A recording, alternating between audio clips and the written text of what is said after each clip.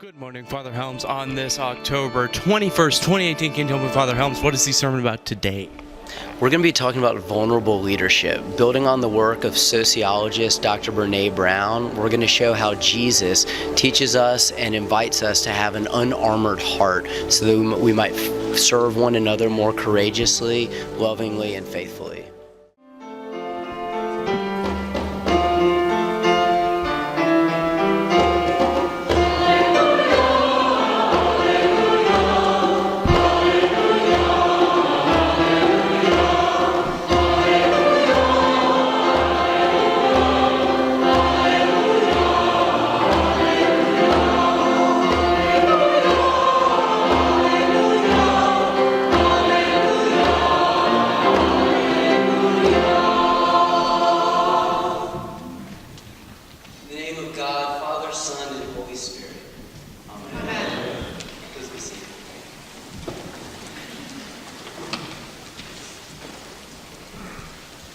When I was in the third grade, my elementary school in Houston received some funding to put on a play, a musical actually.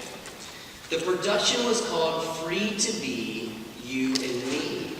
And some of you may have remembered it.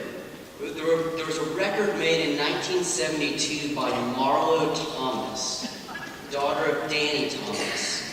And the record had an all-star cast that included Alan Alda, Rosie Greer, Cicely Tyson, Shirley Jones, Carol Channing, Michael Jackson, Jack Cassidy, and Diana Ross. It was sponsored by the Ms. Foundation for Women, and it was designed to foster tolerance and to encourage kids in the idea that children of any gender could accomplish anything at all. So it was pretty progressive for the time. Anyway, our school had tryouts for the cast. We had auditions. And most of the other third graders went with fairly standard renditions of the typical classics like Happy Birthday to You and Twinkle, Twinkle, Little Star. But I was my mother's son and had been reared on classic rock like the Beatles, Cream, and Eric Clapton. So when my turn came at the auditions, I approached the microphone, took a deep breath, closed my eyes, and began to sing. Is this the real life? Is this just fantasy? Caught in a landslide, no escape from reality. Open your eyes, look up to the skies and see.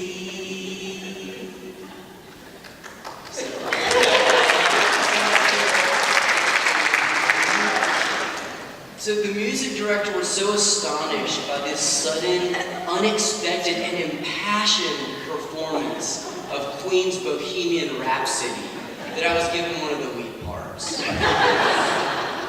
So that experience has always stuck with me, and it hummed its way sharply back into my mind this week as I was reflecting on our gospel passage from Mark for this Sunday.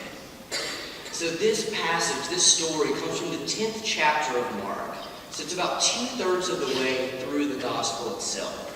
And we find Jesus and his disciples just about to enter Jerusalem. They're on the cusp of putting into action this entire drama that will ultimately lead to Jesus' trial, death, and resurrection. So Jesus walks with his disciples, and two of them, two brothers, James and John, approach and they ask a very human question. They've been traveling with Jesus and seen the good works that he's accomplished and the miracles he's performed, and operating quite naturally out of their cultural norms and expectations concerning a Messiah. They expect, pretty logically, that Jesus' star is on the rise and that a social and political victory for their group is imminent. So like any savvy supporters who are around a charismatic leader, they make a pretty straightforward request. Grant us to sit, one on your right hand and one on your left, in your glory. So when I hear them ask this faded question, perhaps like many of you, I wince just a little bit. I wince in part because, as Jesus says, they do not know what they are asking. But I also wince because I can so easily and a little painfully identify with that underlying impulse behind their question. So I think the question behind the question is one about desire, about security and status, and especially about ambition. Ambition. So ambition, in my analysis and reflection, has always been a difficult concept, an idea to get my heart around. It's one that I feel like is sort of shot through with ambivalence and ambiguity. On the one hand, it's good to work hard, to have clear goals and drive and aspirations. But on the other, ambition, of course, as we all know, can have a shadow side. So the word ambition originally in Latin meant to go around canvassing for votes. To go around canvassing for votes. And it can easily morph into a compulsion towards self-promotion and self-aggrandizement. So when I was thinking about ambition and puzzling over this idea, the best conclusion I could come to was that when it comes to ambivalence, we need to maintain vigilance, to constantly interrogate our motives, and ask for whom or for what purpose am I canvassing? Is it for a worthy cause? For something bigger than myself? Something that's in alignment with my values and ultimate desire to serve and love God? So that question was about as far as I got in my own reflections around ambivalence. But fortunately, help in understanding this concept came along for me, as it sometimes does, at just the right time and in an unexpected way. Many of you may know the work of Dr. Brene Brown. And Brene Brown is a research professor in sociology and social work at the University of Houston. Her work focuses on courage, vulnerability, shame, and empathy. And these are talks that she's written about in 4 #1 New York Times bestsellers. Her TED Talk, titled The Power of Vulnerability, went viral when it was first released, and is in the top 5 most viewed TED Talks of all time, with 30 million views. 30 million views. So she has a presence and a footprint as a thought leader. Her most recent book is called Dare to Lead, and it focuses on leadership, and particularly on how courage and vulnerability are essential to leading, and leading ambitiously with integrity and with courage and with some effectiveness as well. So this book, it's really insightful on a number of levels, but what it has to say about vulnerability is, I think, especially important and helpful for us to consider. Dr. Brown explains that vulnerability is a concept our culture tends to over-sentimentalize. Her data-driven research shows that vulnerability does not mean being overly emotional or involve inordinate self-disclosure. So it's definitely not oversharing, and it's not sympathy-seeking. She says that vulnerability, and this is really important, it isn't weakness. Vulnerability isn't weakness, but it is crucial to experiencing the connection and love and belonging that we all are longing for. So here's her definition of vulnerability.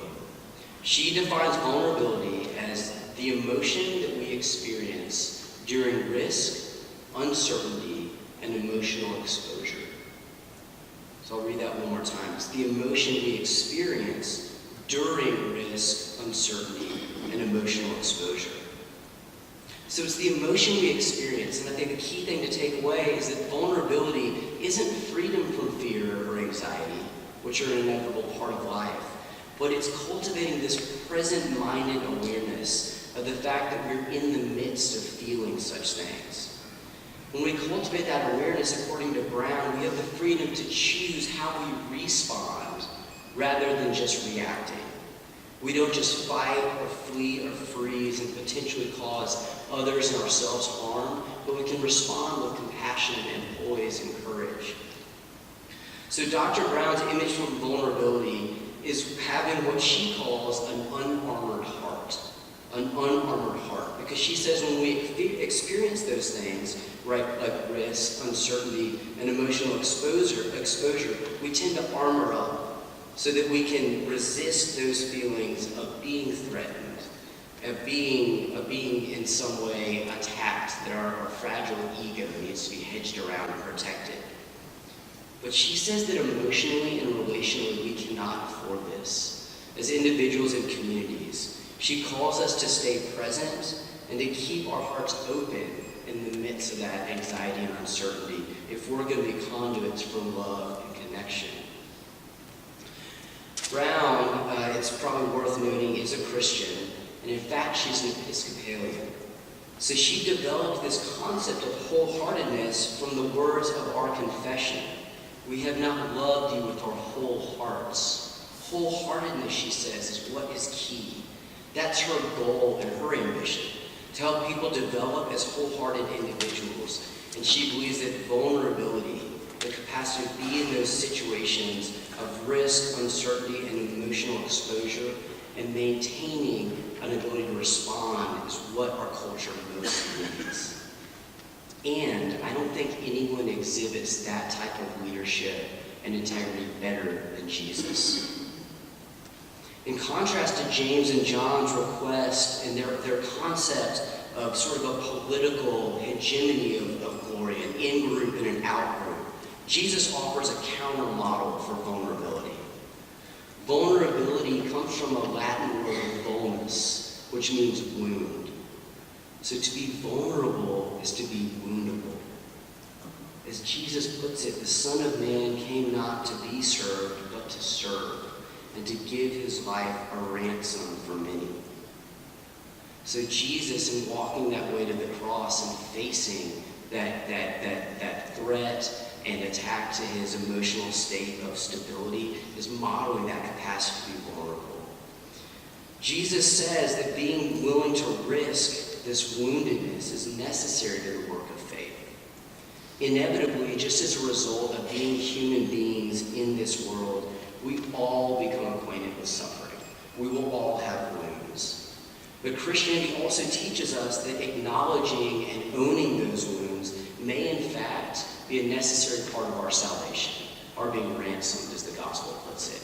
Owning up to our wounds may actually be the way to our own heart's healing and allow us to be conduits for healing in the life of others. There's a Catholic priest and a writer named Henry Nouwen, whose work some of you may know, and he wrote famously of his sense of call to being a wounded healer. A wounded healer. Nouwen says that we all have wounds, and our capacity to name that fact and still keep our hearts open is what allows us to be present to others in love and empathy and foster connections that may really heal. We can empathize, we can relate. When we accept and we even make peace with our wounds and woundedness, when we do that, we can experience this mysterious, mystical reality that Mark's gospel calls being ransomed, which means being set free, being liberated. We get set free from the smallness and the embitteredness that comes from always attempting to hold on, to control and ratchet down, to armor up and combat the threats in life in order to keep our own fragile ego feeling protected. But Jesus says we can't do this. Jesus says we must follow and we must keep our hearts unarmored, and that the alternative is too sad of a prospect to bear. So this afternoon, Susan Goodman and some members of the youth group and I are going to take the 3rd, 4th, and 5th graders, the mix, over to see a production of The Lion, the Witch, and the Wardrobe at Anderson High School. And as it happens, Brene Brown actually quotes C.S. Lewis, the creator and author of Narnia and The Lion and the Witch and the Wardrobe, in her meditation on vulnerability in this book, Dare to Lead. So she quotes an off-cited passage from The Four Loves when Lewis talks beautifully and directly about the importance of vulnerability. And I just want to read this to you. So Lewis writes, "To love at all is to be vulnerable. Love anything and your heart will be wrung and possibly broken. If you want to make sure of keeping it intact, you must give it to no one, not even an animal. Wrap it carefully around with hobbies and little luxuries. Avoid all entanglements. Lock it up safe in the casket or coffin of your selfishness.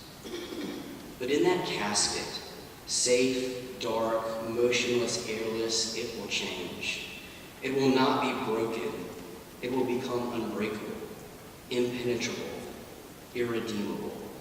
To love is to be vulnerable. My friends, spiritual growth requires us to keep our hearts open, to keep them vulnerable and unarmored. Spiritual growth necessitates this surrender, this letting go. It asks us to give ourselves the gift of relinquishing our fear of fear. When we do so, we can feel our way into the difficult and uncertain situations and yet respond rather than react and experience that sense of being ransomed and set free. All the world's a stage, as Shakespeare famously said. So despite feeling daunted on all the stages of our lives, when life feels like a performance or an audition, may we learn to lean into the fear and to cultivate the courage to sing out. In the face of inevitable suffering, may we stay curious and even ask ourselves, as that poet Freddie Mercury did, is this the real life? Is this just fantasy? The answer? All the saints and sages, from C.S. Lewis to Dr. Brene Brown to Henry Nouwen to St. Mark, tell us that this life, this scary, sometimes painful life with all of its wounds and all of its wonder, is all we have. This life is the arena and the theater in which we have the chance to keep growing spiritually. Those saints and sages tell us that each and every moment we feel fear contains an invitation to lean in more fully and cultivate this ability to be vulnerable and even woundable. For Jesus is inviting and calling all of us to be wounded healers, to see Christ in all persons and in all things, to keep our hearts open and unarmored, and always, continually, to open our